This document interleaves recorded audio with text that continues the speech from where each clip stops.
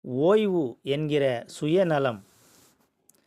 விதைக்கப்பட்ட நாளிலிருந்து விதை ஓய்வெடுத்தது கிடையாது. அது தன் வளர்ச்சியை ஏதாவது ஒரு பாகத்திற்கு இரவு பகலாக கொடுத்து கொண்டுதான் இருக்கின்றது. படைக்கப்பட்ட நாளிலிருந்து சூரியன் ஓய்வெடுத்தது கிடையாது. கருமேகம் மறைத்தாலும் கனமழை பொழிந்தாலும் அது சுடர்விடத்தான் செய்கிறது. கடல் உருவான நாளிலிருந்து அதன் அலைகள் ஓய்வெடுத்தது கிடையாது.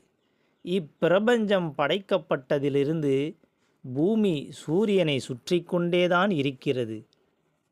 இரவு பகல் என எது மாறினாலும் அது தன் இயல்பை நிறுத்துவதில்லை. ஏன் மனிதனே, ஏன்? கருவறையில் உருவான உன் இதயம் இன்று வரை நொடிவிடாது துடித்து கொண்டேதான் இருக்கின்றது.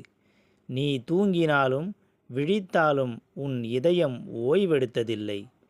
உன் உடலின் நாளங்களில் ஓடும் குருதி கூட ஒரு நாளும் ஓய்வெடுக்க தேங்கியது இல்லை. இவையெல்லாம் ஓய்வெடுத்து இருந்தால் நிலைமை என்ன ஆகியிருக்கும்? இப்படி தன் சுயநலம் பாராமல் இருக்கும் இவையெல்லாம் உன்னை சுற்றிதானே இருக்கின்றது. நீ மட்டும் ஏன் சுயநலம் என்ற ஓய்வை எடுக்கின்றாய்? உன் புன்னகையும் ஒருவனின் உள்ளத்திற்கு மருந்தாகலாம்.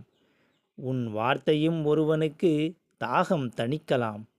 உன் சுயநலத்தை சுத்திகரிப்புச் செய். பூவைப் போன்று மென்மையாயிரு.